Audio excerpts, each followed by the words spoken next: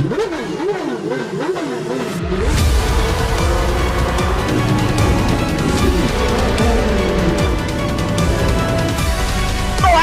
the two of them, the inside of Coates, Parker gets too heavily involved, and that's Whitehead and Coates.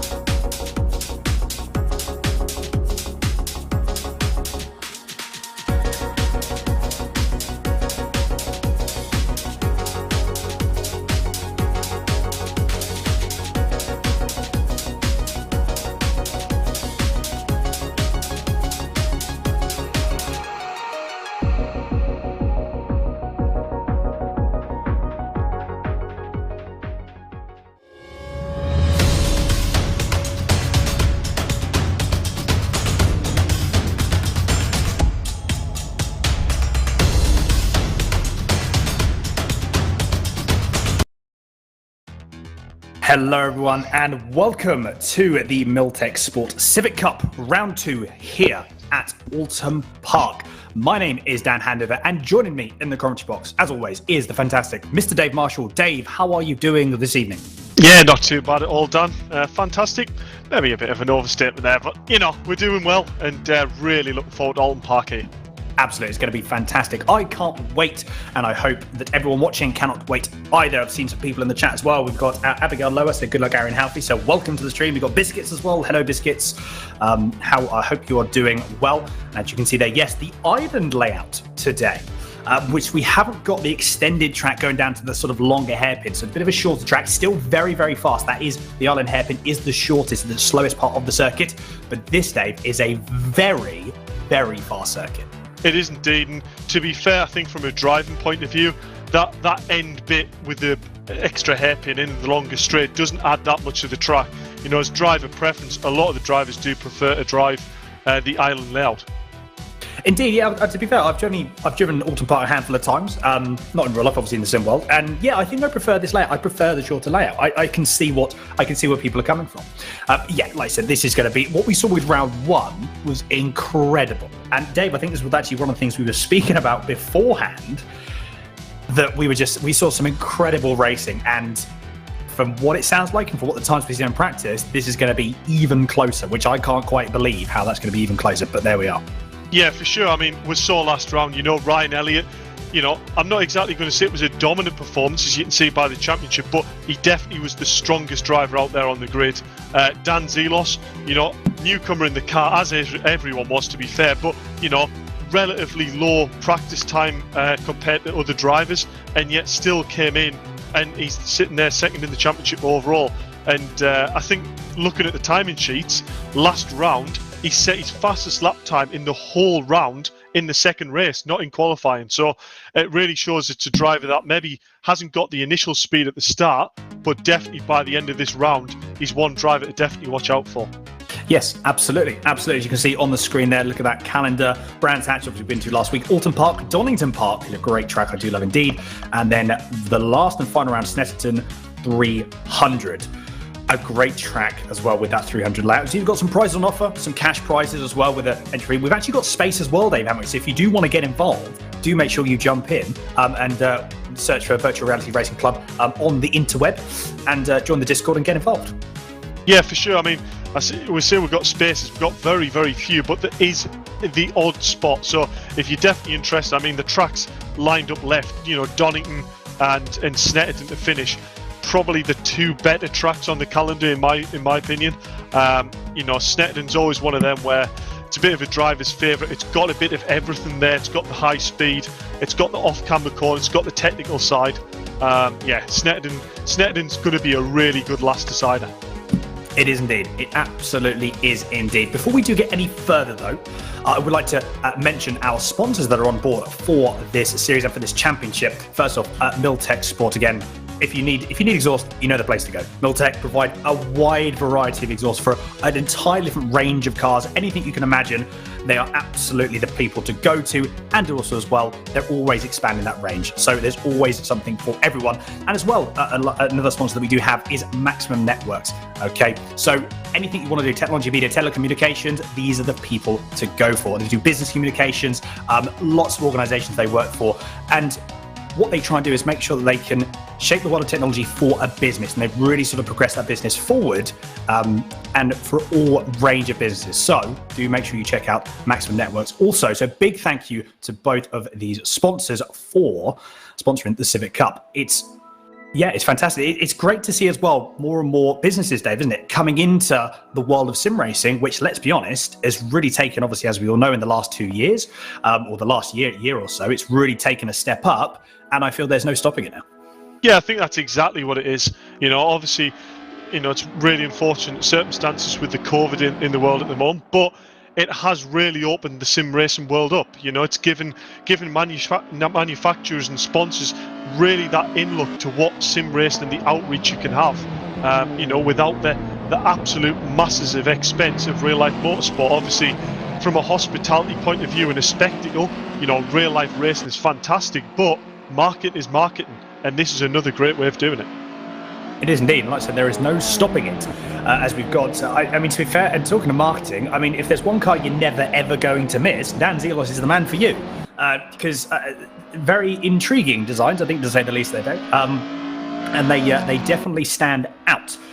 So this is the 2007, I believe, Dave, Civic Cup, and the Civic Cup car. And it's, like I said, from what we've seen, what we've actually heard from the drivers, obviously, Senna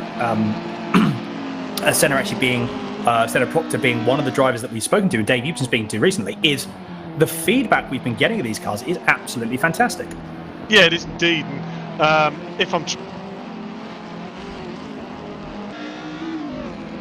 I think we may have lost Dave. Apologies. We have lost Dave. I'm sure he'll be back in but a few moments' time. Yes, we've had some really, really good feedback from these cars. They're absolutely fantastic. And to be fair, I just can't wait to actually get involved and get underway. So qualifying, obviously, ahead 15-minute qualifying we didn't have here.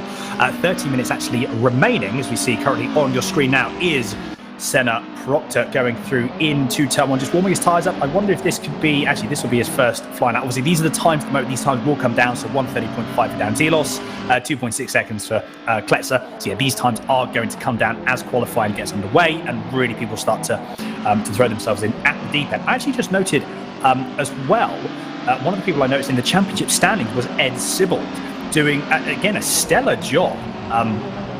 So definitely one of the people to watch out for, because he was really bringing the fight to the people that are obviously more experienced and much more well-known within the VRRC community. And yeah, Ed Sibbald really bringing the fight. So intrigued to see if we're going to see a repeat of that performance today. So the note, he is obviously on an outlap trying to get his tyres all warmed up. Speaker of the devil, and he shall appear. Ed Sibbald, there we go there, doing an interesting, just move back on Senna Proctor there. Having a bit of an excursion going through into, I believe that's actually going through into the bottom hairpin after the hilltop straight, and furiously warming his tyres. It's one of the things you've got to watch out for, is you've got to make sure you get some heat into these tyres, not only the fronts but the rear tyres as well. Obviously a lot more difficult to get heat into rear tyres with a front wheel drive car. So this sort of furious tyre warming, which sometimes has a bit of a placebo effect sometimes, in something like this, definitely not the case. You want to get as much heat into the tyres as you possibly can. Dave, do we have you back? Yeah, I don't know what happened there. But yeah, I was just about to say, I am a little bit of a Civic nut. I'm lucky enough to own one myself. And this is a 2015 generation car. It's actually the FK2 instead of the FN2. So it's a relatively similar shaped car, but the big difference is the FN2's got the the naturally aspirated just over 200 horsepower K20 rump, whereas these FK2s are the full fire-breathing 300 brake turbocharger. So, you know, sometimes slightly controversial in the Honda world, but yeah, these are the 2015 generation, but what a chassis on them. Absolutely, yeah. Like I said, no one can deny that Honda's they do produce some of the best front-wheel drive. I mean, to be fair, they still produce them now. You look at the Civics and what they do, they still produce some amazing front-wheel drive hot hatches on the market. And I think as well, like there's this obviously still running with the front-wheel drive formula, and it just works. Like they're running like even the road cars are running like 320 horsepower now, and the diff that they've got it just works. It's just absolutely incredible to see.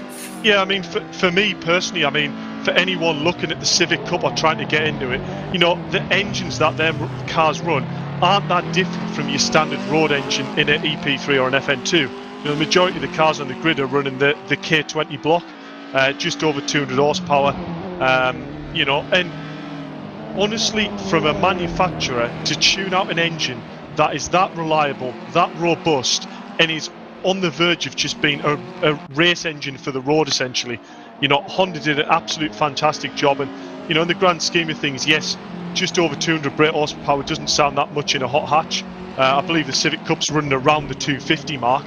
You know, trust me, you get in the passenger seat, one of the drivers in this championship in real life, 250 is more than enough in front-wheel drive. It is indeed. It absolutely is indeed.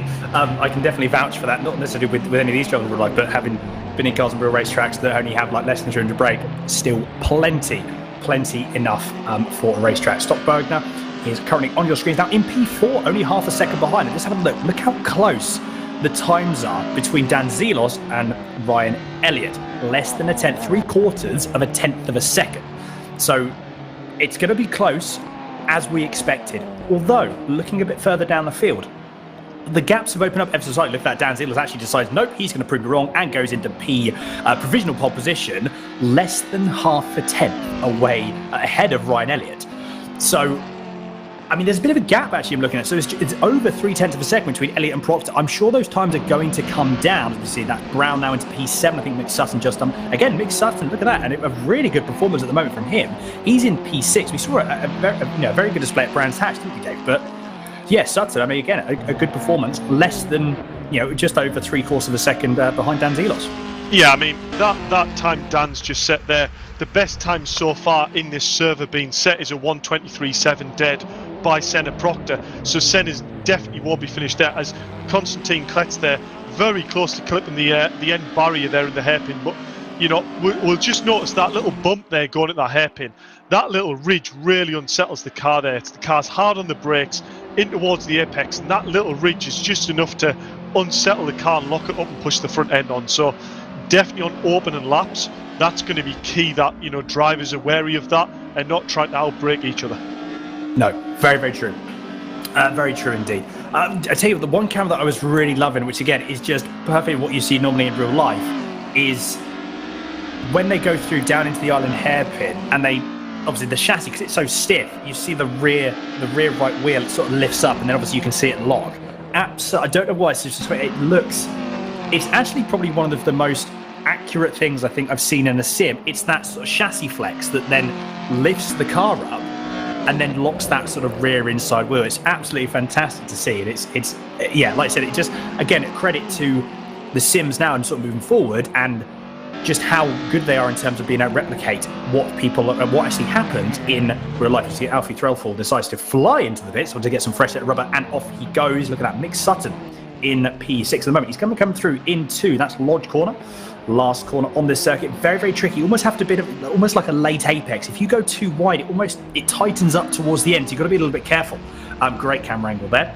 Is he going to prove on his P6 at the moment? And I don't believe that could have very well been an outlap. So he's on the first lap again, late.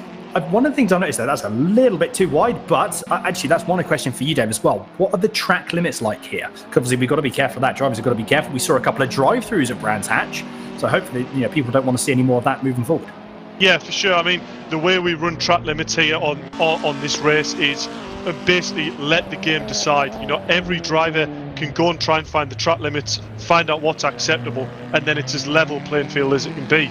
There's no humps and ha's. If it's legal, it's legal. If the game comes up and says you've got a track cut, it's a track cut. Simple as that. So from first corner you can run out onto that AstroTurf, and as long as you tuck back in before the end of that curb, the lap is legal. But I can honestly say, if you can hook up the lap and keep it within them track limits, it's faster anyway. So there's not really an advantage to be gained there.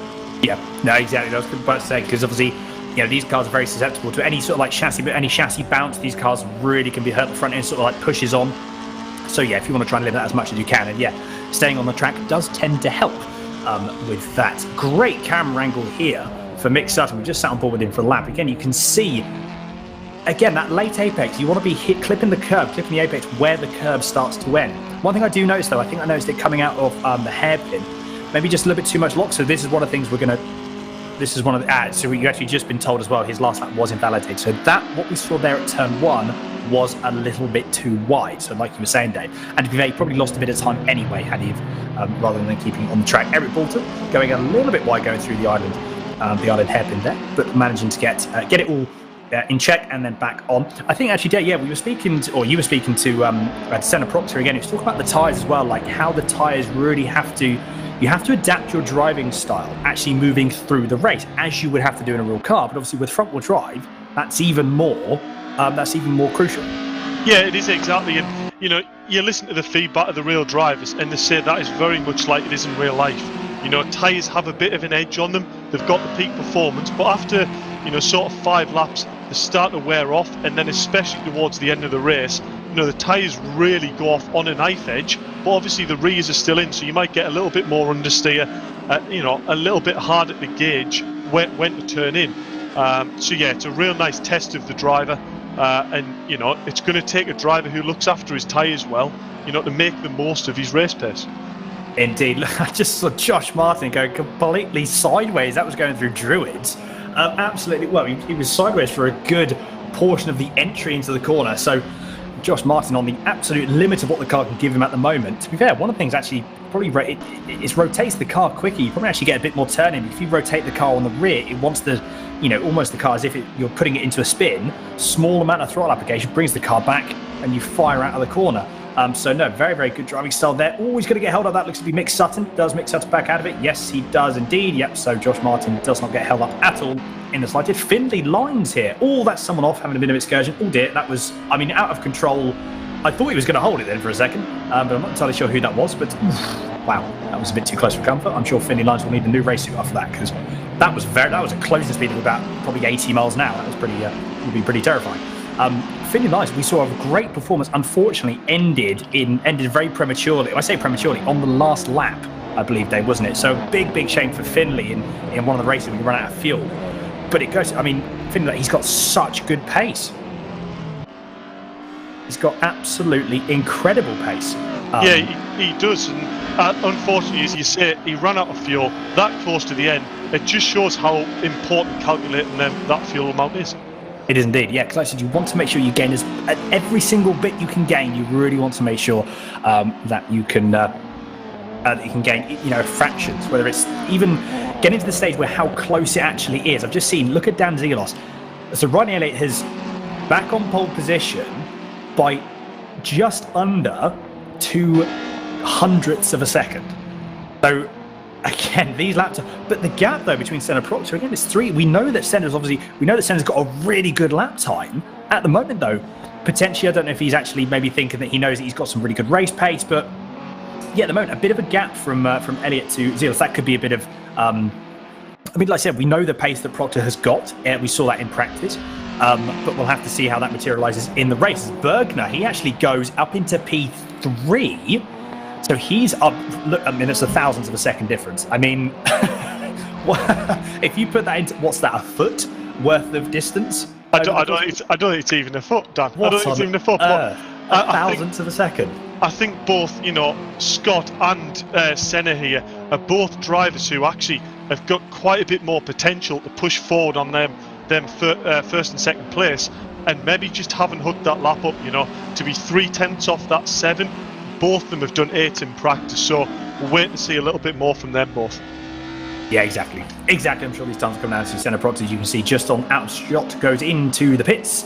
Konstantin Kletzer goes for another lap, just about manages to keep it all on track and all in check. what's going to happen here going through into Cascades. Very, very tricky corner. You've got to be a bit careful because you get a bit more grip on the inside of the sun. As the car compresses, you get a bit of weight obviously added to the car when it all compresses and the tyres then compress back into the tarmac. So you get a bit more turn in, but you've got to make sure you're not actually carrying too much speed in. Otherwise, you're just going to understeer wide and obviously go through, somewhere like that on the exit of Cascades. Definitely a corner you do not want to go wide on because, as you can probably imagine, doesn't necessarily end well. But look, to be fair, less than a minute to go, and Bergner, Proctor, Martin, all 3/10. They're so close. So from P3 to P5, the gap is 6 thousandths of a second, and there's a bit more of a gap of a couple of seconds to Luke Brown and so on and so forth. But P3 to P5, I think these guys actually need to work together. They want to try and stay with Elliot and Zelos, who at the moment, I said the guys really sort of ahead of the field at this moment in time. But yeah, that's one of the things they're really going to have to watch out for. But P3 to P5, that's ridiculous. That's just absolutely ridiculous. That was closer, I think, than what we saw at Brands Hatch. And we still got, to be fair, we've got a couple of people that are still going to be finishing the lap. 10 seconds left. Obviously, Alfie Threlfall won't be finishing his, and this will be his last and final lap. He won't be able to get another one here, so you just make sure that he makes it count. Senna Proctor doesn't actually get a new lap in either. So that's interesting. So Proctor couldn't quite get back out on track for the other lap quick enough. So at the moment, he's provisionally P4, but potentially if Josh Martin can hook a lap up, he's going to be ahead. Yeah, I think, if I'm honest, I think Senna will be probably really quite disappointed with his performance there. I think he knows he's got a little bit more left in the tank, but not taking away from the boys at the top, first and second, to both do in the 1:23.7s, phenomenal pace. Other drivers that really stand out for me, Mick Sutton up into 7th place, Lewis Brown, who only signed up, I think it was an hour ago or 2 hours ago, is now sitting in currently 6th place. So it just shows, all it takes is coming in here, putting your neck out on the line and really driving these cars. And, you can see what you can do. Absolutely. But there we go. I think we've only had a couple more people. But your provisional qualifying positions are here. So Ryan Elliott does take pole position, but not by a lot. That's 18 thousandths of a second. Zelos, Bergner, Proctor, Martin, Brown, Sutton, Luff, Oberod, and Press are your top 10. And I believe, actually, we've already got Ryan Elliott in the comms booth ready to be interviewed. So, Dave, I'll let you have a quick chat with him because I know we haven't got too long until race 1. Yeah, no worries.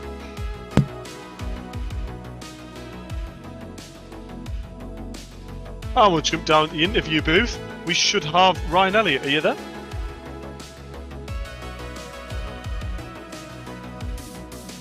You might be on push to talk, are you right?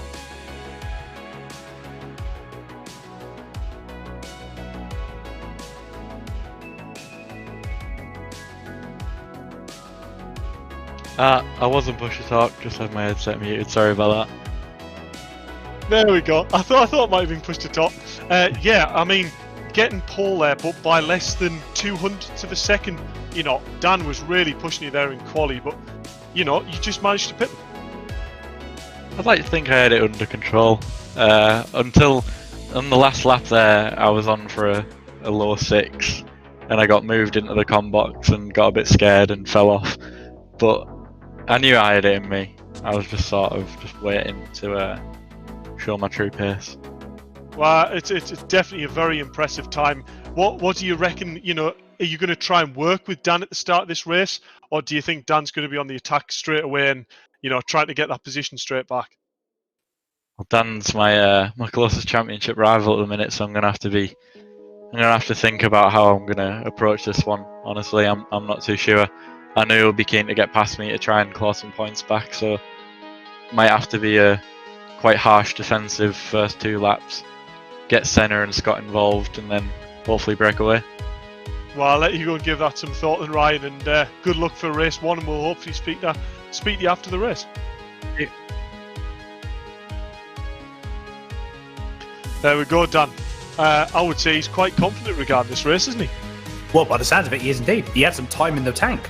So, yeah, I think Elliot, he's confident. He's confident, which is good. But I'm sure Dan Zelos as well. He's probably got something left in the bag as well. Dan Zelos is never that far behind as well, to be fair. Like I said, Senna Proctor. And also, we've got Sean Bugner as well saying that commentary, it's Bugner, not Bergner. So I do apologise for that Sean, that was my bad. But yeah, I will remember that going forward.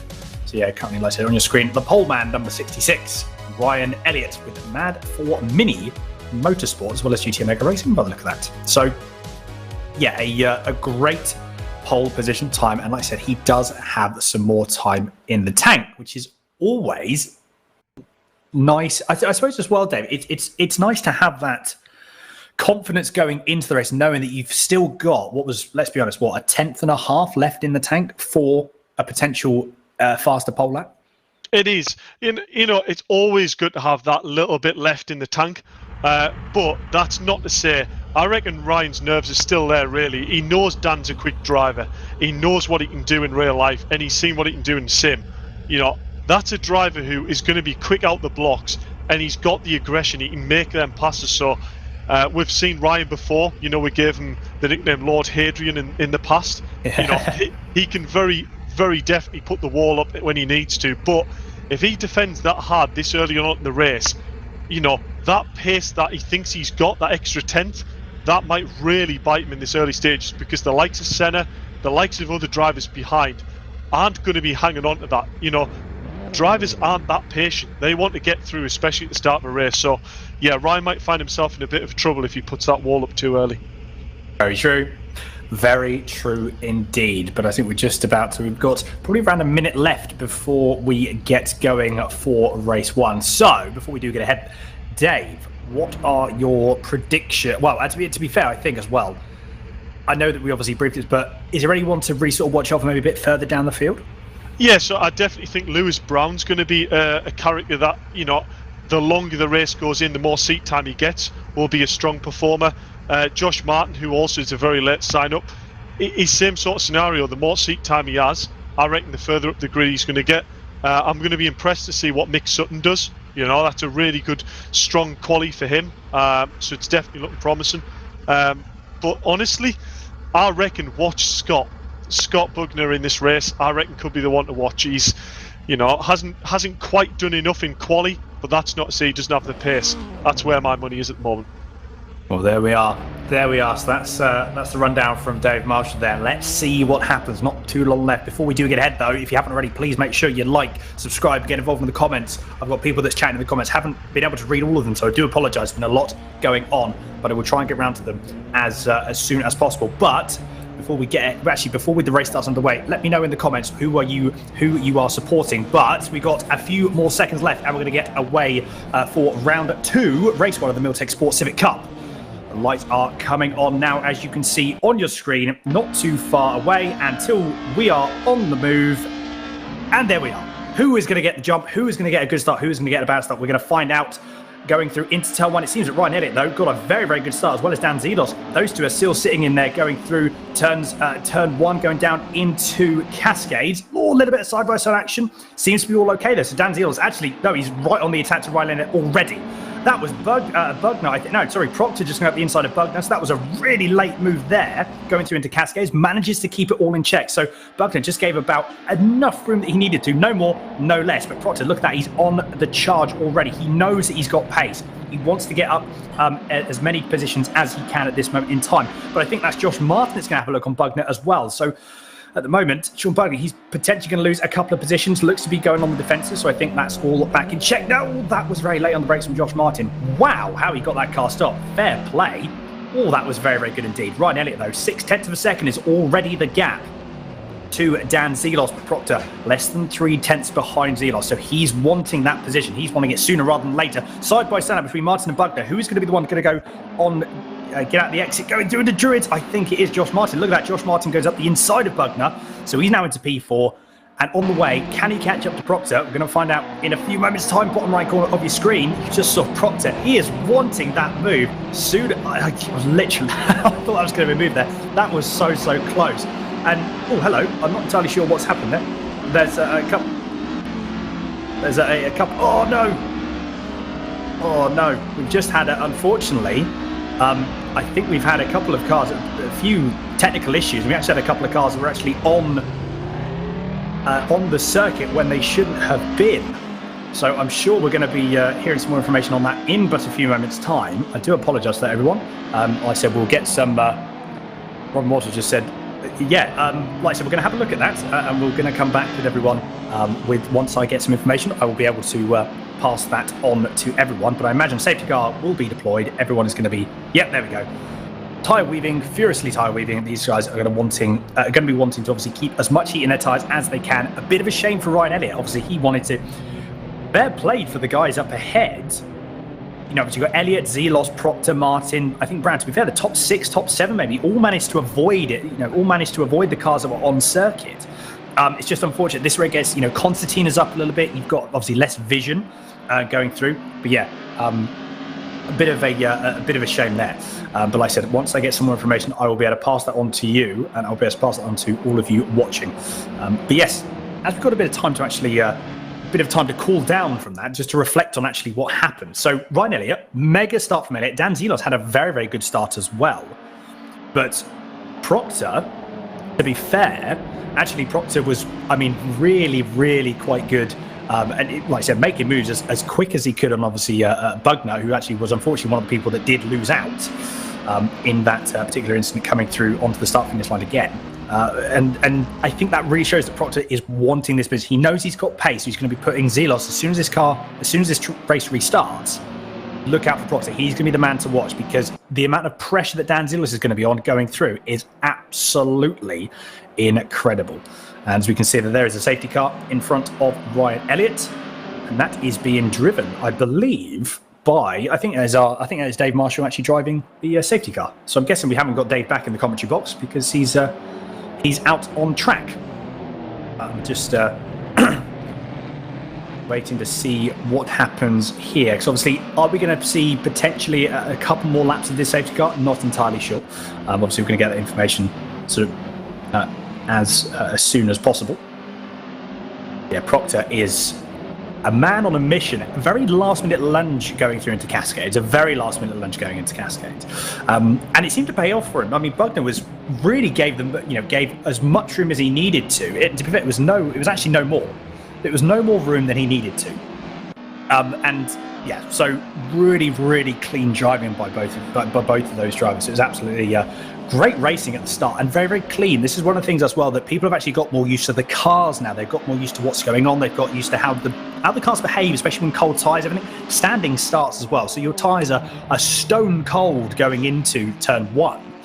And to be fair, they're probably stone cold going through the first entire lap. More so again, the Riz. That's where you've got to try and be careful of. But I think the restart is going underway. Ryan Elliott is already on the restart, and he's off he goes. The gap is already 7/10 of a second. Well, just under 7/10 of a second going through. So Ryan Elliott goes into turn 1 comfortably leading as well. Josh Martin, man on the charge as well. He's into P4. So one of the people that Dave said to watch out for, absolutely, is currently obviously in P4. Proctor again a little bit further away than I think he would have liked to have been from Dan Zelos, but with the pace that we know he has, obviously that is going to be something that I'm sure will not stay like that for long. But Brown as well moving up the field. He's in P5. He's going to want to make the move on Josh Martin. Ormerod is going to be trying to... Oh dear, I'm not too sure what that was. Potential. I wonder if... I'm not too sure that was Threllfall. I wonder if actually maybe going through on the brakes, getting cold tyres, actually lost the back a little bit. The rear tried to swap around. And to be fair, Ormerod was the barrier in the way to Threllfall. Pushed him, unfortunately, the other way. So he's dropped down into P13. Should I have a conflict with you on that, Dan? Oh, Dad, go for it. Shall I do it? I think that was maybe a touch of Threffel there on the grass on entry with the back left tyre, which turned the back of his car around into the side of Harry. So actually, Harry did quite well there to keep the car straight and actually still make the hairpin. Right, gotcha. Maybe. Well, to be fair, no, it's a very, very good point. It's very, very good. Sorry, apologies. I was again. What I normally do is I sort of ramble on. I didn't realize you were back. But yeah, I mean, look at the restart. Like Ryan Elliott. I mean, I say that he's actually was about 6.5 tenths away. It's dropped down a little bit. So, I mean, the lap times are very, very close. They're almost identical between Elliott and Zelos. This is going to be really quite close. But I think Zelos is actually catching up to Elliott a bit. So we're going to have to watch out for this. Yeah, I could be wrong, but I think actually Ryan was really quick out the blocks at Brands Hatch. But then we did notice that towards the end of the race, maybe he was cooking his tyres a little bit too much. So it'll be really interesting to monitor that gap and see whether Ryan's going to really push again and try and build that gap, or whether we think he's just sort of monitoring it and keeping that sort of just over a half-second buffer. Indeed, we just saw Klexter just go a little bit wide there. So Matt Luff is closed the gap ever so slightly, still 0.6 of a second. So I'm sure that gap will, obviously that gap's got to come down a little bit before the move is potentially made. Pretty even Stevens though with the top three at the moment. Oh, that was Proctor going a little bit wide there. So that's dropped a little bit of time. But at the moment, yeah, look at that. Dan Zelos has pulled almost a 10 or almost 2 tenths on Elliot in this lap. And obviously Proctor's not too far behind. So I think Proctor at this point is to just sort of like conserve his tyres, allow these guys to battle, and then try and pick up the pieces if he can coming into these latter stages of the race. 12 minutes and 27 seconds left is on the clocks for race 1. And also as well, Dave, we've got the reverse grid. But I've just been told, look at that, I've actually just noticed as well. We've just been told by Mike Gowan broadcast, Mick Sutton in P6. So he's doing a stellar job at the moment. A little bit, he's actually got a good gap as well to Klexter. So he's doing really well in P6 at the moment, and if he can look after his tyres, a good finishing position for him, definitely. Yeah, this is a really, I don't want to curse it, I'm touching wood here, you know, good luck to Mick, you know, this is a great result so far, 6th place, you know, the way them top boys are closing in, are we going to see a battle later on the race? Is this going to be possibly something that Mick Sutton actually take advantage of and climb up a few positions even more? As we see, I believe, that's Threthel on Omerod, I believe, up into the hairpin. Harry here just needs to back out early, get the undercut. Is he going to get the traction? No, job done. Great move by Threthel. Indeed, it was. Yeah, actually, I think Alfie. Yeah, Harry was ahead actually going through into the hairpin, so he manages to keep ahead. So Alfie tried to go up the inside. Tried to go on the outside, but couldn't quite manage it as well. So Harry's really got some good drive coming out of the hairpin that we saw there. But this could. Oh, that was a big moment there from Alfie. Wow. I mean, to be fair, he hasn't dropped down. We can't see him on the time screens that he's dropped down. He's definitely lost some time. But, I mean, he's still going. Must have been a mega save there from Alfie Drellfield. So, great stuff indeed. And again, turn your attention back to the top 3. Dan Zelos has dropped a little bit of time. So, again, I wonder if he's actually allowing... that was a PB as well. Look at that, 120 for dead for Ryan Elliott. So, he is really on the charge at the moment.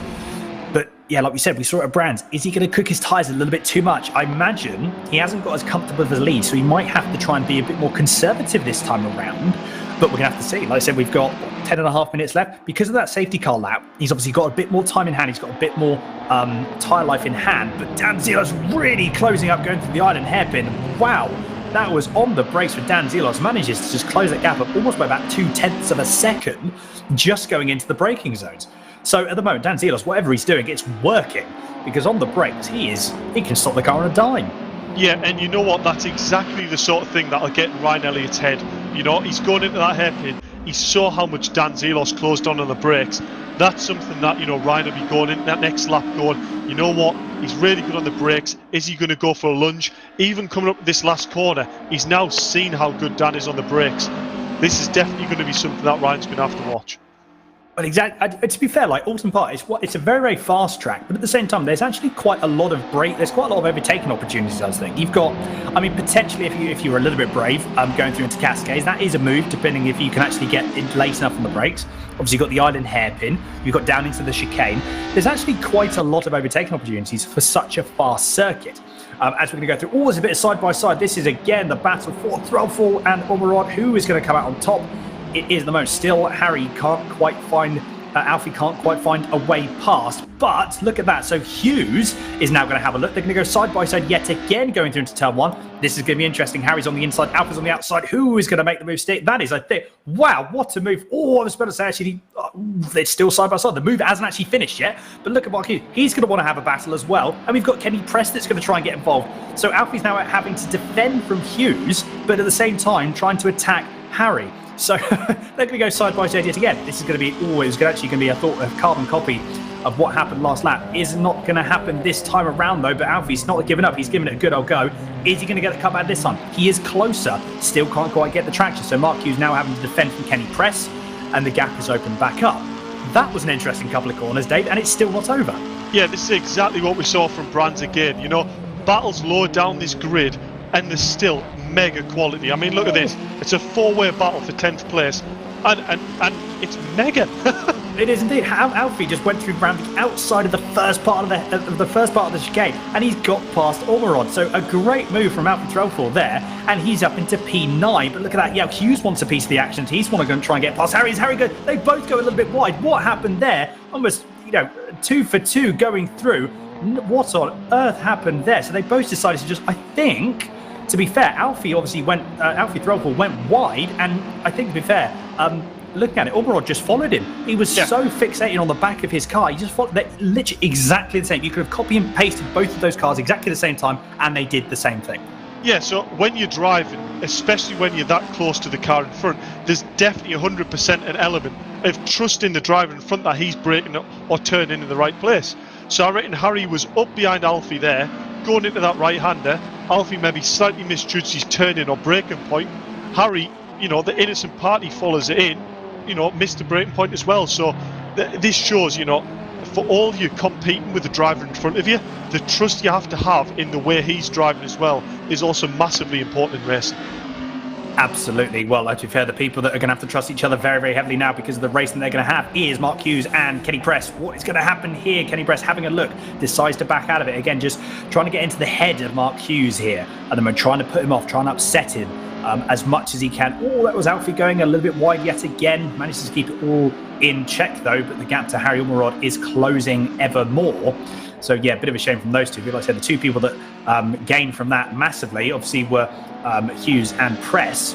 Gap has opened up ever so slightly, though. So, Kenny Press maybe backing off, trying to maybe actually, what I'm thinking, Dave, we saw this bit of Brands Hatch occasionally. We saw it with Proctor, I believe, in race 2. Just cooling his tyres down, sort of backing off a little bit, and then trying to make the move again. So, that could be something that we're seeing here. Harry Ormerod, going through out of the last corner. He's dropped off a little bit as well. So, it's hard to tell. With 6 minutes and 12 seconds left to go, this is the point, wasn't it? I think where we started to see a little bit of drop off for tyres for people who haven't looked after them quite as much.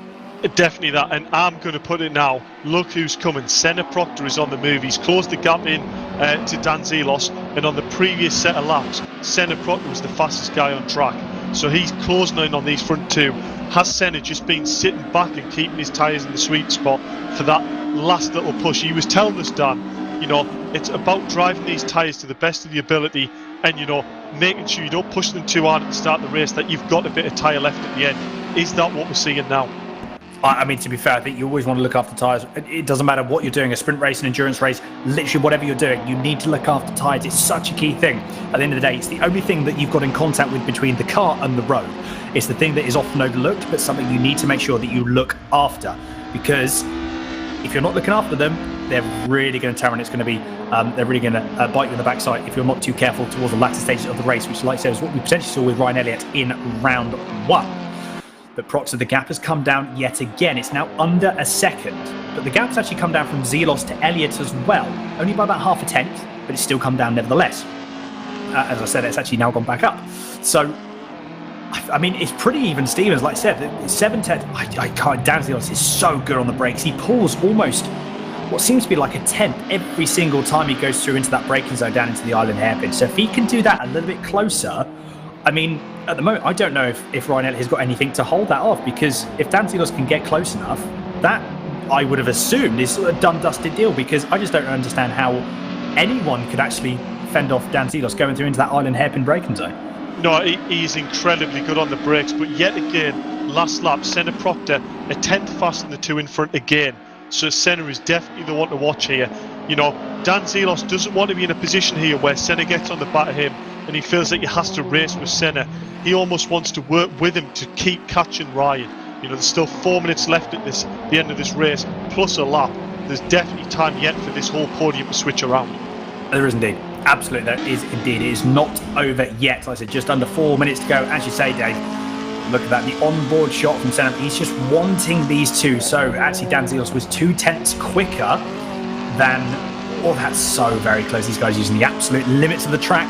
But yeah, Dan Zelos was 2 tenths quicker than Ryan Elliott. And I believe, looking at the last lap times, I think, that just popped up, I think Senna Proctor was even quicker than that still, but that's not going to help his chances. He goes wide going through into Cascade, so that's going to hurt him. He's lost about a tenth and a half, maybe probably 2 tenths by the time he gets through into the corner. But Dan Zelos ever closer. Oof, I mean, to be fair, It's getting really, really close now. The gap is 0.4 of a second. That's not a lot of time. You've got 3 minutes and 15 seconds left. Dan Zelos, if there's one person that's going to make that move with 3 minutes to go, Dan is the man to do it. Because, and I think if there's only one place that's going to happen, I think, Dave, we both know where it's going to be.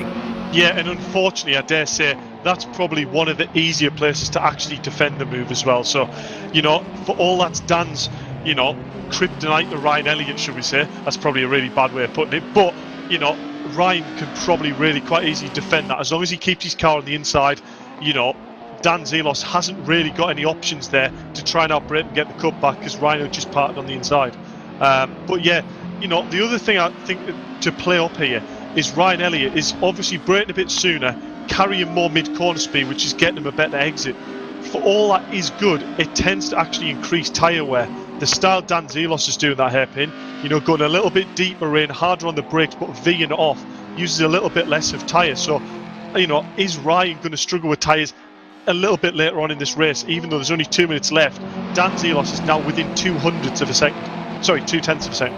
I know, well, to be fair, it could be a lot later than that. We've just got the battle between Preston and Hughes in the bottom right corner of your screen, but this is the battle that's going to go through. What is Dan Zelos going to do here? He tries to go around the outside. Is he going to make it stick? He tries his absolute best, but Ryan Elliott just sort of boots full of power, just washes the car white, which is he entitled to do, and just pushes Dan Zelos to the point where he can't actually make the move stick. But if Elliot didn't know he was there, he definitely knows he's there now.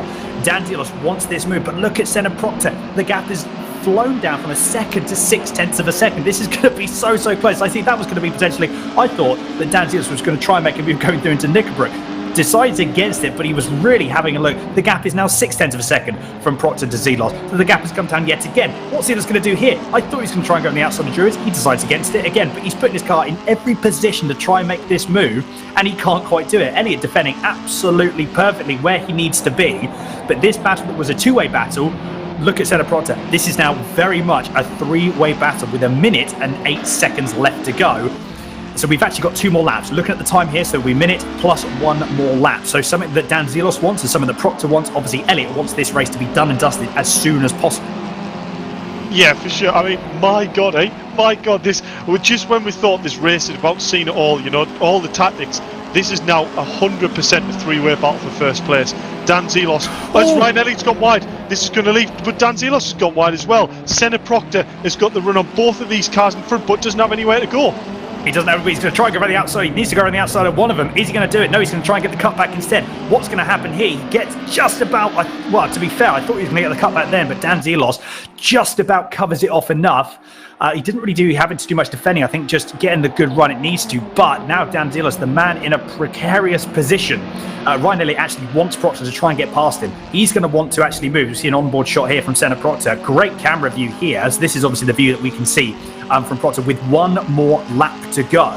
He's actually dropped back a little bit of time, so potentially, obviously, maybe a little bit, it might actually be cooked his tyres, I don't know, but again, this is the tyres are so careful. You've got to be so cautious with these tyres. But look at Brown, and this is Brown and Martin that's going to want to be, so bottom right corner of your screen, you've got Elliot. Dan Zelos having another look for Elliot here, but the battle as well between Brown and Martin, this is going to be really close, 0.3 of a second with 1 more lap to go.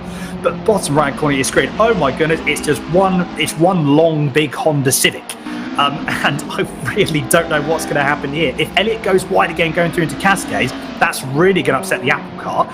So it's just keeping it all in check now, because Elliot's done a stellar job at defending. Can he do it for another lap? Oh, that was wide from Martinez there, but Brown was a little bit wide, but not as bad. So that's going to be a move potentially as well. There's just so much racing to go on. I can barely keep up. This is going to be the position. If the moves are going to be made in the bottom right corner of your screen, this is going to be where it's at. But I don't think... I think Elliot actually pretty much tried to stop as much as he could on the apex. Actually worked for him. He's pulled a bit of a gap. Going through Brown and Martin. Neither of those two really swap positions at this moment in time. So all down to this are going to have to cover. Oh, Senna Proctor right on the... Oh, my goodness. I could barely keep... How on earth, Dave, is this a thing? You know what this is? This is proper racing. We're seeing, Dan Zelos, Proctor, they're both real drivers in life. This is their bread and butter. This is what they're used to. A sim driver is winning. Ryan Elliott doing an incredible job at defending this lead. This is absolutely mega sim race. It is indeed, but look at that, 1 more corner to go. The sim world and the real world colliding. Dan Zelos has another look to try and upset Ryan Elliott, but can't quite do it by the looks of it. Elliot's still not out of the woods yet. He's got one more corner to go. He goes out of it, and that is it, I believe. Done and dusted. Look at that. Ryan Elliott takes race 1 victory for round 2 of the Milltek Civic Cup. Oh my goodness. Dan's in second. Lewis Brown and Josh Martin coming over the line. line. It's going to be a side-by-side. Who's going to actually get it? Oh my god, it's so close. I can barely keep up. I think it's Luke Brown. Luke Brown's just got over the timing towers. Oh my goodness. Lewis Brown, apologies, not Luke Brown, sorry, I'm getting confused. Lewis Brown takes P4 with Josh Martin 5th. Oh my god. Well, like I said, the sim world and the real world colliding, and Ryan Elliott, the man on the top step for race 1. But yeah, Lewis Brown with Josh Martin, that was so close. Great racing from both of those guys. Alfie Threlfall there comes home in P11 with Kenny Preston P8. Mick Sutton, though, he's in P6. A lonely race for him at the moment, but I'm sure he won't be complaining in the slightest. A great performance for him. That was... I'm smiling from ear to ear, Dave. Yeah, and you know what? I'm sure the drivers are as well. That is the sort of race that drivers want. You know, where you're battling, it's nice and clean, and it's mega. I know, absolutely fantastic. But we do have, I believe, the top 3 in the commentary box. So, Dave, I'll let you have a chat with them. I'm intrigued. I'm excited to see what these guys have to say. Come on.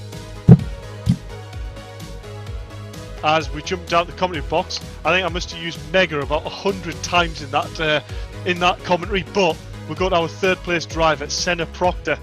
I mean, was that grin as big as on your face as what it was mine?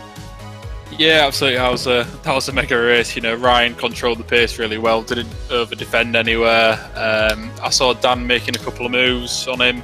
There was a couple of times maybe I could have put a move on Dan, but you know, I didn't think it was necessary because I think he was the one trying to make the moves for me, and that could have potentially paid off in a win, and it almost did. So I think I kind of drove my race and let Dan do the hard work. It didn't pay off that time, but it maybe will next time. Yeah, well, it definitely shows that, you know, regarding the 3 of you going into the next race, how hard is it going to be to go through together as the reverse grid? Or is it, you know, yourself for yourself and you're just going to try and get ahead and steamroll your way through? I'm going to try and get to the front myself. I mean, obviously I'll race hard and fair with Ryan and Dan as I do with everyone else. You know, I think the main thing for us is, you know, we are on all a similar pace, and I think if we work together, we can certainly get through to the front. But that's easier said than done, and we'll all be looking out for ourselves come race 2. Well, congratulations, Sarah. Good first podium, and we'll hopefully be speaking to you after race 2. Cheers, Dave. Thank you. And on our 2nd place finisher, only just that could have been either a 1st or a 3rd, Dan, couldn't it? Yeah, I had to have eyes everywhere. Eyes at left mirror, right mirror, rear view mirror, and trying to attack Ryan at the same time. But it was, I'm sure it was probably the same view in the commentary box, but that was a tense old race. Oh, it isn't easy to overtake, but I tried my best, but Ryan just had a little bit too much today. Yeah, it is actually a notoriously hard track to overtake. You know, it's a little bit narrow. It doesn't have particularly the biggest braking areas, or if there is, there's only one of them. You know, that's the point that we had in commentary. You must have had 2 feet on them brakes. Did you go into that hairpin? At that time, yeah, and I was like, do I hang it around the outside? But it's just not enough grip around the outside. So, you know, Ryan had the line, and as soon as we started battling, I think Senna gained a 2nd in 1 lap, and then I had to make sure whatever move I made, I wasn't going to lose 2 in the process. So, yeah, it was difficult, but Ryan deserved the burns. Well done to him. But the reverse grid now, had a good week last week in the reverse grid race, so let's see how far we get up. Mega then, Dan. Hopefully we'll speak to you after race 2, but fantastic podium, and it's good for the championship. And on to our 1st place winner, a pole, a 1st place in race 1. You know, it's a good start of the round, isn't it? I mean, it could get much better. I could have had fastest lap, but I can't there's the perfectionist. I can't be disappointed with that result. I mean, it was unlucky with the safety car. I had a bit of a bigger gap, but I still managed to hold on. But I'm struggling in them dying minutes. I mean, Dan was catching me a 10th a lap, and then I knew that the only way I was going to hold on was to bring Senna into the battle. So all I had to do was defend that hairpin, and it just brought Senna right in. Because like Dan said, it's impossible to rotate around here. You can only do it either in that hairpin, or if anywhere else, you're going to be stupid and cause a crash. And I know that Dan won't do that. Same with Senna. We've all raced together before. Race hard and fair, and that was a great race from all 3 of us, I'd like to say. Yeah, to be fair, that's exactly what we took from it as well. We noticed how competitive and how late Dan was on the brakes at the hairpin. But I was saying to Dan, realistically, that's quite an easy move to defend, as you proved. You just stopped it nice and early, kept it inside.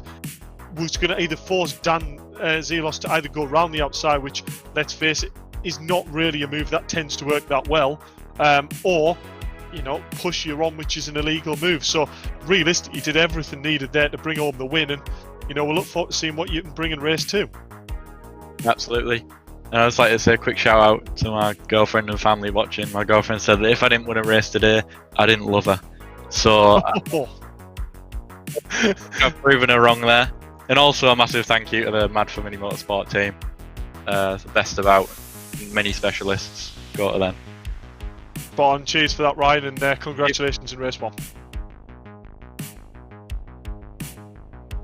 There we go, Dan. I mean, I don't know what to make of that about the girlfriend statement, but we'll brush over that one. I was blessed. Let's just swiftly move on from that. I think. I'm not going to go. Right. Anyway, so I think, to be fair, all drivers, the top 3, those guys were happy, weren't they? And they had some good racing. Racing. And you know what? They know they need to work together here to get through the pack. If they try and battle, you heard what they said, Senna caught by a whole second there in race 1, just by them battling for half a lap. So, they know they need to work together to get through this pack, but it is definitely not going to be easy. You saw Lewis Brown, Josh Martin just in front of them, also very quick drivers, and we've got Harry Omerod on pole there, who has showed great pace in quali and good racing in race 1. So yeah, it's going to be an interesting watch, this one. It is indeed. It's going to be absolutely fantastic. I can't wait. I'm hoping everyone else can't wait as well. Again, thank you everyone for getting involved in the comments. It's been absolutely fantastic. Make sure as well you like the stream, subscribe if you haven't already, and do get involved. But the lights are just about to come on now for race 2 of the Milltek Sport Civic Cup here at Oulton Park. Lights are on. And in a few minutes' time, we are going to be underway. And there we go. Who is going to get the run as well? That really, really quick start. Again, we've got this. The top 12 has been reversed. Remember, that's one of the things we've got to watch out for. So as you say, Dave, the top 3 have got to try and, from race 1, have got to try and work their way through. I'm just trying to think who that is. Oh, that was some sideways. Let's look at 3 wide potentially. Dan Zelos has decided to go for a small excursion, trying to help the marshals out and help the gardening team out at Oulton Park Circuit. So he's gone a little bit wide. Oh, that's Mick Sutton that's gone wide as well. Loads of drivers have gone wide. I think, to be fair, unfortunately, that was Mick Sutton that really lost out there. So Threlfall is on still leading at the moment, but side by side between Kenny Press and Ormerod, who is going to be the person coming out on top? I think it's going to be Ormerod that's going to have the move on the inside. He is indeed. He's going to be on the inside going through into the hairpin. We've got Luff as well that's going to have a bit of move. He's in P4. Hughes, a bit of a gap, though, to P5. So the top 4 at the moment have broken away at this moment in time. But Kenny Press decided he wants to go around the outside, so he's now got back into P2. This is allowing, though, Alfie Threlfall to just drive away at this point. That was one of potentially Senna Prox that went a little bit wide there. Going through out of the chicane. Actually, I don't think it was Senna Prox. It was a bit further down the field. So it could have been Luke Brown or Kletzer potentially as well. But look at that. Press is not giving up the position so easily. Oh, that's not going to win well, chaps. No, it doesn't. So Kenny Press goes sailing off as well. Manages to keep it out of the barrier. Takes the Dunlop board to go with him. As sponsorship, isn't it? You take out the board that your tyres are actually racing with. Still on the side, still on the line. So he's just trying to rejoin as safely as he can. But unfortunately, he's dropped right down into P15. Big shame there for him. But now we've got a potential. Oh, I thought I was going to be 3 wide then. Actually, still might be 3 wide. That was Luff. Oh, no. Oh, what happened there? That was Ormerod. I think that was the person that lost out most. Oh, my goodness. And unfortunately, he's taken Proctor with him. Oh, no, Dave. Proctor has actually gone as well with Ormerod. Yeah, that was a huge collision there. 3 cars into one corner. And it looked like it was a bit of a ping ball. Am I trying to say that right? Pinball. Remove the G. Yeah, a bit of a pinball effect there. It was Senna getting moved around in between the 2 cars a bit. Unfortunately, ended up with Senna almost doing a left-hand turn into a right. So that was never going to work. But yeah, look at this. We've got Dan Zelos definitely making his way up through the pack. But more to the point, Ryan Elliot already up into 2nd place. He's got to be a favourite to win here, doesn't he? Well, he has indeed. I mean, to be fair, the gap is 1.1 second. It's not over yet. Oh, Dan Zelos, a late minute move up the inside of Hughes. What a last-minute lunge, but it works. That was about as lastminute.com as you could get. Almost, actually, it took me it could be a couple of seconds to actually realise what he'd done because it was so last minute. Wow, fair play for Dan Zelos as well. To be fair play to Mark Hughes as well for just giving him and reacting so quickly to that move being had. I mean, to be fair, if he hadn't have reacted as quick as he did, then that could have been a bit of a nasty accident. But that's Kletzer's going to want to have a bit up the inside. He's going to try and do it. That was so late on the brakes, but I don't think. No, it doesn't work. He actually probably, there may have been a little bit of contact there, but this is now, look at Martin and Bugner. These two are wanting to get involved, so Kletzer's going to have to defend on the inside. How is he going to do it? He actually can't quite defend. I don't think he could actually get over to the inside quick enough. So that's Josh Martin that's now got up the inside. And what's going to happen with Bugner? I wonder if Sean Butler's going to have a look going through the inside into Cascade. No, because Kletzer's on the inside. Two-wheel action there from, that's from Bugner. Oh, wow. Oh, mixed. I think, to be fair, I know we just had Ryan Elliott's actually challenging for the lead. He's going to try to go up the inside of Alfie Threlfall like it's nothing. He just sails up the inside. Alfie Threlfall tries to defend as much as he can, but he just has there was just nowhere for him to go. So Ryan Elliott's gone from P12 to P1 to leading this race within the first 4 minutes. I don't think I've ever seen that in all the times I've commentated actually quite a fair bit now on VRRC leagues and leagues moving forward. I've never seen that. I've never seen someone go from P12 to first with, at the moment now, what is a second lead. Right, I don't know what's his car running on, Dave? Is it he's got some nitrous or something in there at the moment? Well, I think if the rest of the places are running on Tesco fuel, I think he's definitely got shelling, doesn't he? Actually, saying that momentum's quite good fuel, but yeah, you know, Ryan Elliott, first place here, phenomenal. As we see there, Dan Zelos with the late lunge into the last corner, phenomenal move. And we're seeing here, you know, them front runners, they're not really hanging around here trying to get past the other cars. They know they need to make the moves, and I think Dan Zelos knows that if he didn't get past Alfie quickly there, then Lewis Brown will be up the road and it might be hard to catch. Well, I mean, to be fair, yeah, Dan Zelos, he's really trying. Oh, no, that was Finley Lines. Oh, big shot there going through. That was a tag there. I'm trying to think, actually, who tagged him. Senna Proctor. Senna Proctor, I believe. Oh, no. Yeah. Big shame there for Finley Lines. Manages to actually get it set up and ready to go actually relatively quickly. So I'm hoping his car's not too damaged. We're going to find out how it's like. Oh, no, big contact there. Oh, my. What on? That was Martin and Threlfall.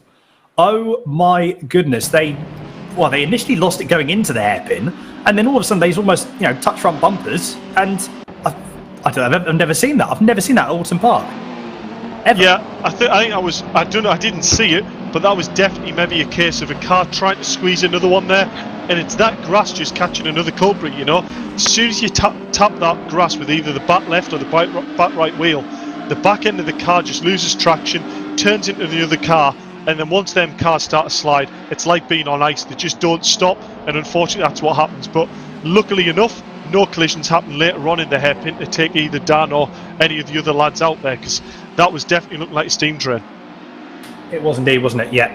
Well, to be fair, we've still got action going on here. Oh, this is a four-way battle. Oh, bit of a cutback there. I think that was Mark Hughes who's going to have a go on Sutton. To be fair, they're side by side going down to turn one. Who's going to be the person that's going to come out on top? Oh no! Oh my goodness, what has happened there? That was, I think there was a car that was, I think to be fair, there was a car that was, I thought one side of the party thought the car was going to disappear. Unfortunately, that was not the case. I think Mark Hughes' car was a little bit more damaged. I think that's beyond repair there, Dave. I think it is indeed. I mean, I think it's definitely probably a one for the clerk's office that I didn't catch what happened there on replay. It was just a case of two cars in a very strange place coming together. So it'd be interesting to have a look after the race and see actually what happened there. Indeed. Absolutely. But at the moment here, we've got Dan Zelos, Luke Brown, and that is Luff as well. The gap is so very close. That's so very close. What is going to happen? I mean, to be fair, we've still got 13 minutes left of the race. So honestly, I mean, from what we saw in race one there, Dave, I've honestly no idea, because it changed in the last lap. It changed the last couple of corners for race one. What on earth is going to happen for race two? Yeah, I mean, what I find really quite strange is, race one was relatively clean. Race two, the start was clean, which is the time when you expect the collisions to happen. It's actually when the drivers are having their own individual battles in space on the track is when the accidents are happening. So really quite strange to see it that way and have such a clean start to the race without a safety car. I know, yes, indeed. Indeed. So Zelos, I think Zelos actually might be biding his time here. He wants to try and see if Lewis Brown and Manaf, if they can just sort of like, to be fair, he just want to see if they can just battle with each other and try and slip up the inside. We know how good he is on the brakes going through into. We know how good he is on the brakes going through into the hairpin. So I wonder if we're going to actually see potentially a move as well. But then, like we were saying, it's so easy to defend, like you were saying, Dave. So, I mean, I really don't know. He'd have to do what he did at the start of this race and try and catch someone. Catch someone sleeping. To be fair, when he actually overtook, I think it was Hughes that he overtook, coming through into the corner you can see going through now. I believe that is Knickerbrook. Then he goes a little bit wide there. He's lost a little bit of time there, so he's really stopped pushing this car. So maybe he's not actually keeping the position. Maybe he's not backing off. He really wants this position sooner rather than later.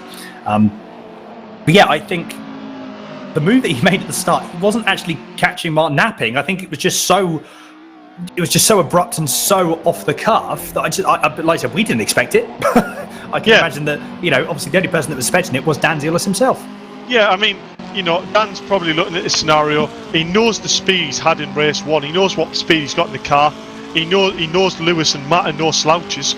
They're in front doing a very good job. In fact, actually, to take a bit of credit away here, Matt's doing a phenomenal job here in second place. He's not over defending. He's carrying the pace of the race. And last lap, he's only lapping 3/10 off what Ryan Elliot did the previous lap. So he's holding great pace here. As long as he doesn't over defend, that's when it's actually harder for Lewis Brown and Dan to get their moves, because he's not over slowing the car down and they don't have that overspeed. But it's definitely a case for me where Dan needs to be smart here with the speed he's got. Pick his moves cleverly, look after them tyres, and if he can get his way through to second place here, regarding the championship, all Ryan's got through to first place extremely quickly. If Dan can get a second place for the championship, Ryan won't really extend that lead by that much. No, exactly. This is the thing. So, we talked about it before. I talk about it all the time, and people that have heard me commentate for a while know that I talk about it a hell of a lot. It's a marathon, not a sprint. It's a championship at the end of the day. It's you've got to make sure that you're in a position where you can not only perform at one track, but you've got to perform consistently in both races at every single round. Unfortunately, I'm just having a look as well. Look at Proctor. He's worked his way back up to 6th place. He's only about 6/10 away from Bugner. So he is really on a mission at the moment to try and get, at the moment though, looking at the gap, 6.5 seconds is the gap from Bugner to Zelos. I think, to be fair, if Proctor can get past Bugner, I think that's going to be where he stays. I'm not saying that at the moment, touch wood, obviously, because sorry, I know, again, people know me, I still make these like squeaking noises randomly, but I can't get over how Dan Zelos is stopping this car with how late he's braking. Yeah, I mean, I wouldn't say anything's done and dusted yet the way Dan's driving.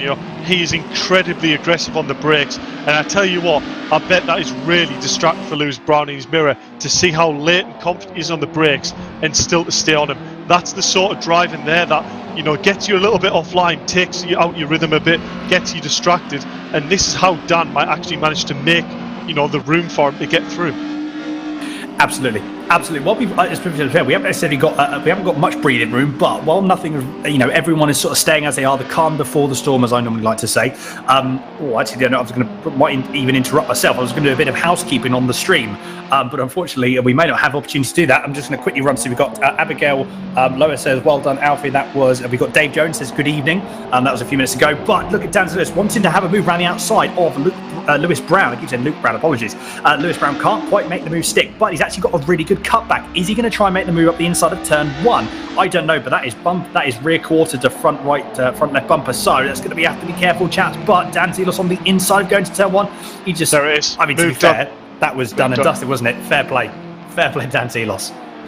Yeah, huge commitment on the brakes. That was one of their moves where, if you watch Lewis's reaction and his body language there, it was a half defend, but he knew fine well if Dan was going to lunge him there, he was going to give the place up to try and not lose any speed, and that's exactly what he did. So that's allowed Lewis now to stay still on the back of Dan, and if Dan makes a move on Matt, then it still gives Lewis Brown the option to possibly follow Dan through there. Exactly. Yes, exactly. Dan Zelos already pulling out of the slip to try and upset Matlab. Can't quite find a way past at the moment. Yeah, let's do some housekeeping. So we've got Rebecca Dawson saying, disclaimer, the girlfriend does love him. Laugh out loud. So there we go. We've got some confirmation there, which I'm glad about. So glad that's kid up. So thank you, Rebecca, for tuning in. Hoping you are enjoying the stream. We've also, like I said, yes, so Dave Jones. Good evening. Good to have you as always, Dave. We've got Ed Sybil saying, damn PCs, too much lag is no good for anyone. So unfortunately, we did see Ed having a little bit of lag going through there. So in race 1. So big share in the red, but don't worry, next round. Always there for the next round. So look forward to seeing you on the grid there. Who else we got? Elias Roman. That was a few minutes ago as well, about 30 minutes ago. So welcome, Elias. I hope you're okay. But Dan Zelos going to try and do. Actually, potentially, was he going to try and get a cut back? He's actually going to try and get the move. I think he's very, very close indeed. What is going to happen here? He's going to try and go on the outside of Cascade. That's a brave move down. What's going to happen here? I think all Matt needs to do. Yes, he's going to try and do the cut back instead. But Luff just sticks it on the apex, almost scrubs off a bit of speed, probably another 5 or 6 Ks, just so he doesn't allow Dan Zelos to get the cutback. So he's now forcing him to go around the outside again. But I think Dan Zelos is actually going to make the move stick. He's going to try and do a bit of contact there between Luff and Zelos, but Zelos manages to get it round the outside. I don't know how he's just done that. I do not know how he's just done that. People can't defend from Dan, even on the inside, the easiest defending place, and they still can't defend from Dan Zelos because he's just finding grip somewhere that just people aren't. Has he got different brake pads in here? He's got a different car. It's just he's finding something that the moment, like I said, no one else really can. That's just absolutely incredible. Really, really good stuff from Dan Zelos. So, I mean, fair, like I said, we know he knows front-wheel drive cars like the back of his hand. He knows when you can push and when not to. So, I mean, at the moment, you look at the gap, 6.3 seconds with just under 6 minutes left to go. That's a tall order even for someone like Dan Zelos, but I'm sure he's going to give it a good go nevertheless. Yeah, for sure. I mean, I'm actually looking at this now, and now Dan's through. This is where Matt really needs to just keep his head down, go with Dan and not look in his mirror. You know, Lewis Brown's there, he's close to 3rd place, but Matt's got the pace on him. You know, he needs to just follow Dan, almost get his slipstream and just keep going forward, because as soon as he tries to defend anything from Lewis Brown, that's when both of them will drop back off Dan, and any mistakes made by Dan, like that one there, just a little run wide, they won't be there to take that advantage. Very true. Very true indeed. So, like I said, drivers again, it's you've got to manage everything so much with the competition levels. You've got to manage everything so much. Very, very crucial indeed. Dave Mottenham has just said Josh Martin isn't my friend if he doesn't place P6. At the moment, Josh Martin is in P7, and he currently, unfortunately, is actually pulling. Senna Proctor is pulling away from him in P6. So I think you're going to be one friend less at this rate, unfortunately, Dave, unless something does happen further up the field.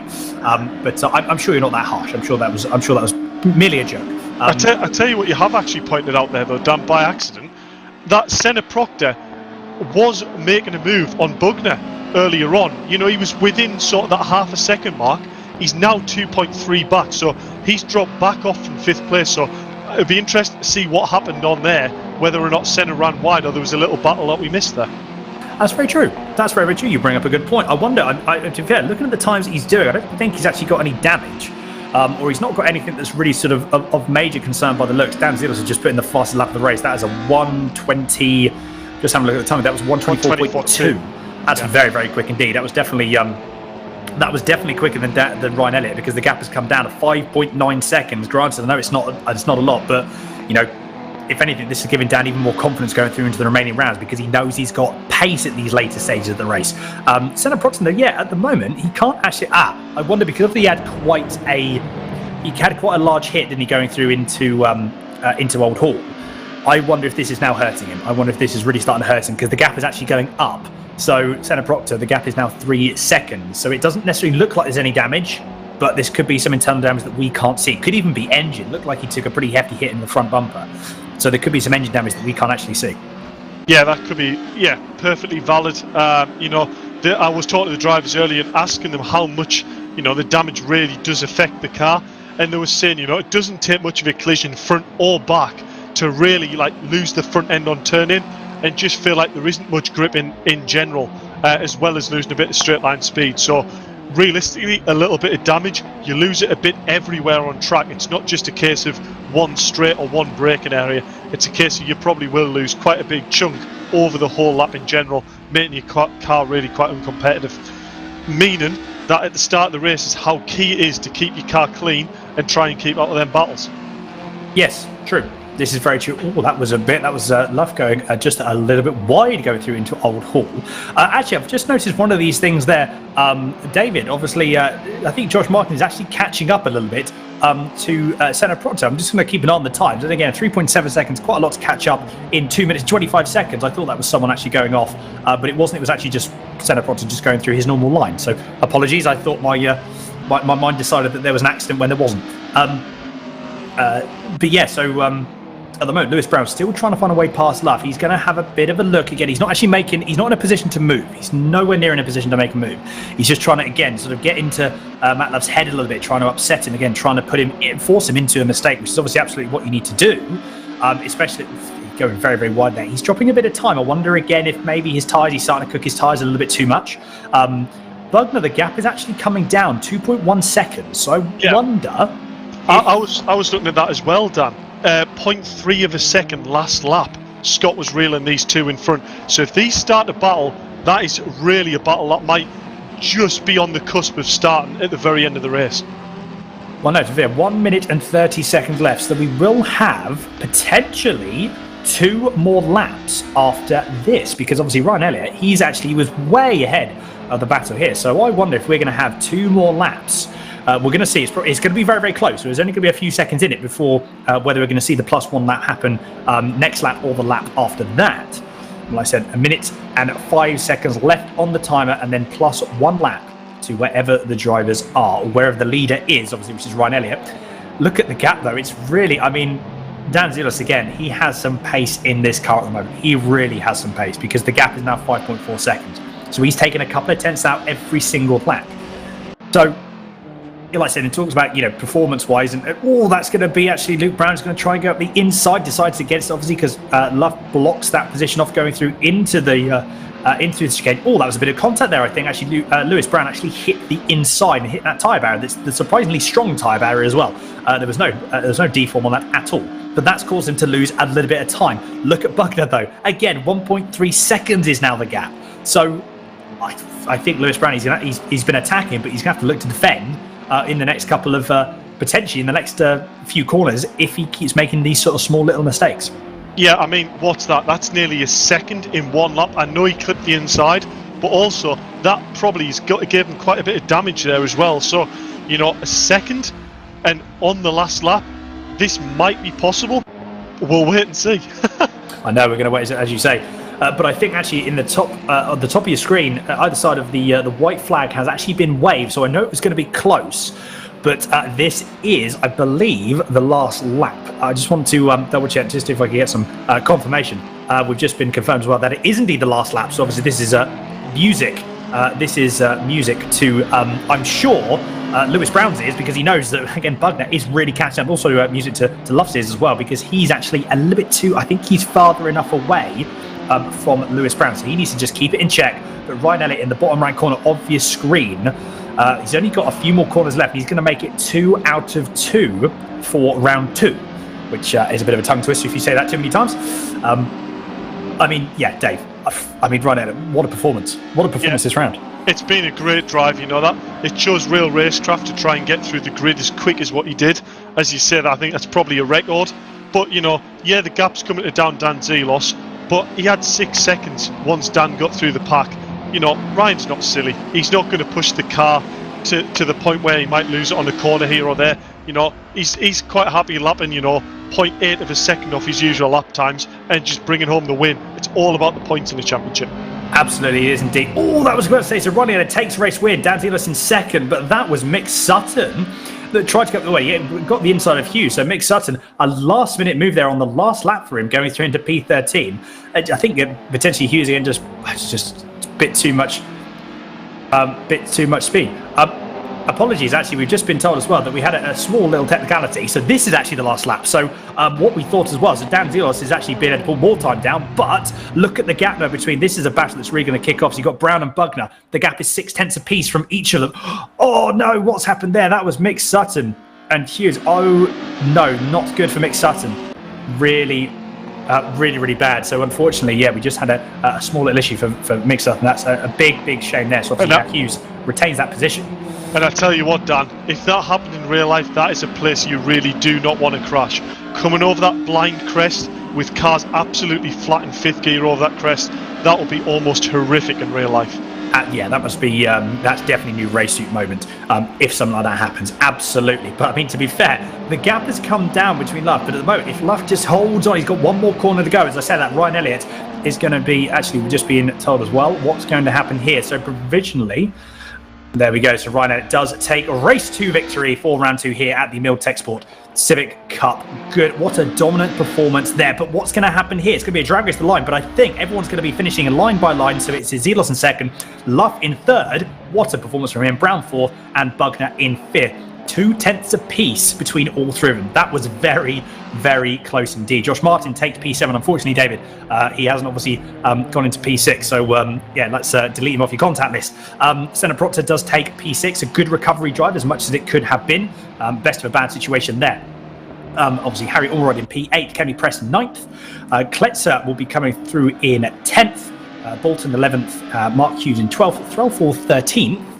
And Mick Sutton in 14th at the moment as they stand, as we've got the last few drivers coming round into the last couple of corners. Mark Hughes currently on your screen now with Threlfall about 8/10 behind. So he's got one more corner to go. I'm sure he'll be able to keep it in check. Again, touch wood, commentator's curse, don't kick in on the last corner. I don't think so. Look at that. Yeah, Mark Hughes, off he goes. Off he goes. And look at that. Yeah, so Mark Hughes takes it in P12. Good performance there. Well, that's again best of a bad situation. And then Threlfall in 13th. Mick Sutton's about 9 seconds behind, so he's going to be finishing in a moment. But Dave, the top 3, we've just been told. I mean, Ryan Elliott, the man of the moment. So you can see currently on your screen there the provisional race results for race 2. And yeah, great. Really, really good stuff from the top 3 there. Absolutely fantastic. And yeah, Lewis Brown, great recovery there. Yeah, for sure. It was a great race, wasn't it? And I'm excited to go down and see how they got on. Absolutely. So we'll jump down into the interview booth and we'll go to our P3 finisher, Matt Luff, first time on the podium in the series. Are you there?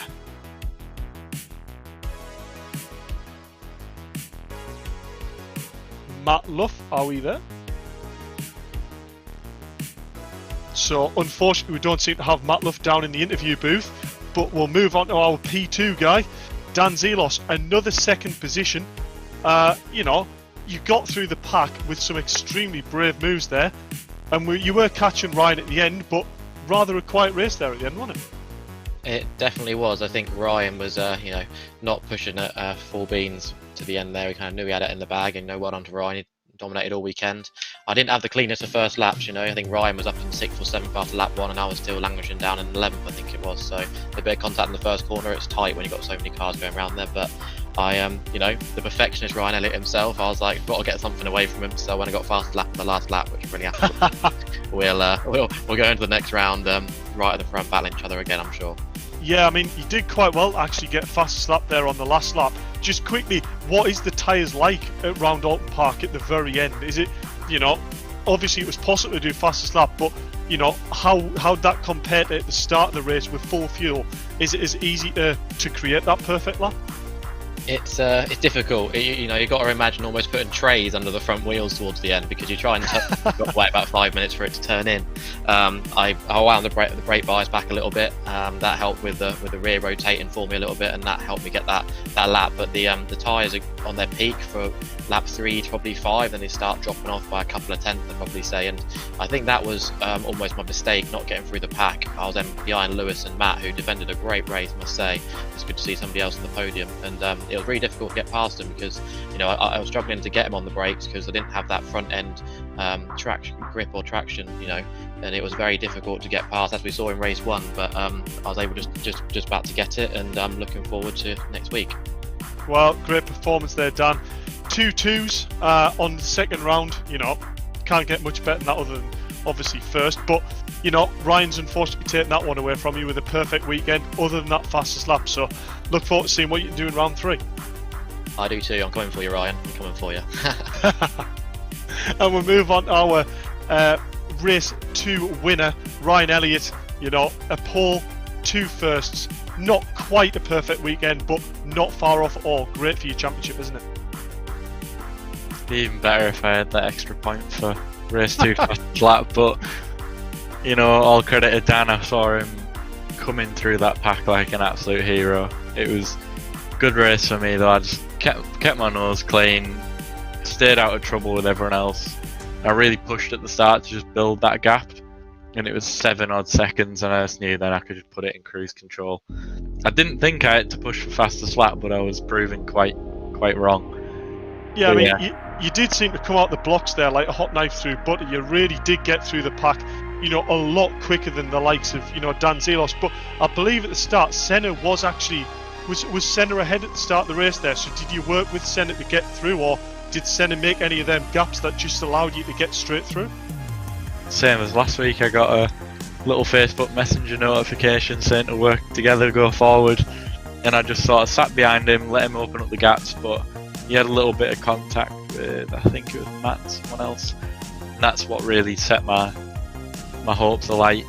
I saw them going off, and I just knew that from then onwards I could just crack on, put my own race together, and not have to rely on anyone else to make my moves for me.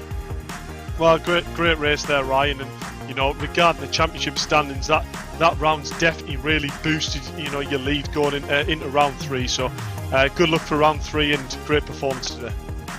Hopefully, can replicate these results next week. Hopefully so. Speaking of it, Ryan. So, almost a perfect weekend there, Dan, but not quite. Dan just pipped that fastest lap on the last lap of race 2, eh? I mean, to be fair, I'm sure Ryan Elliot is going to be kicking himself, but at the same time, I mean, yeah, a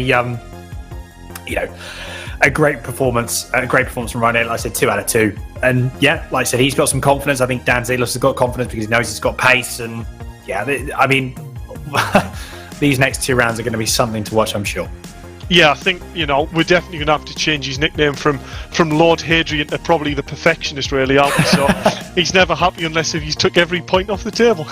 No, this is very, very true. Very, very true. But, I mean, to be fair, a week, only a week to go, and then we're going to find out what happens in race 3. I mean, to be fair, Donington, any predictions there, Dave, going into race 3? Obviously, you know these drivers are better than I do. Like, is there anything, do you know people that are slightly stronger at this round next week?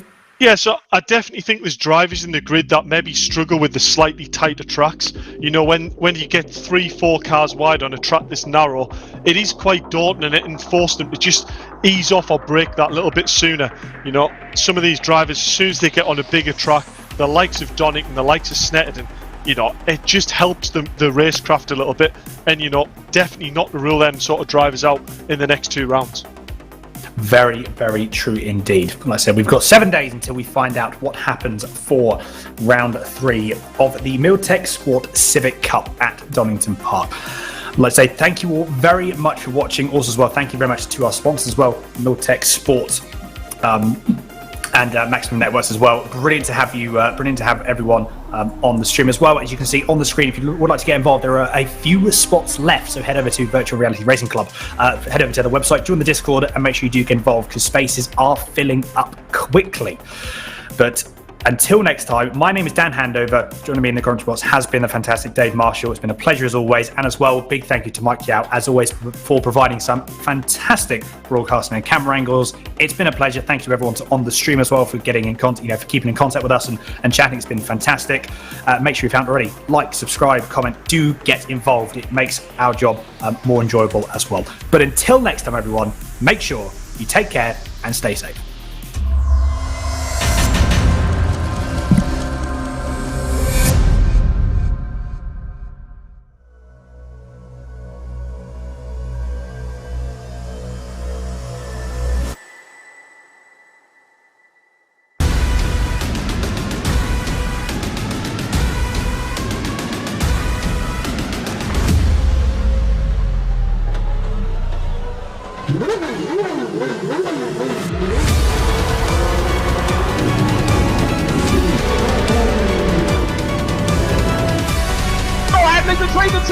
The inside of coats. Parker gets too heavily involved. And that's Whitehead and Coates.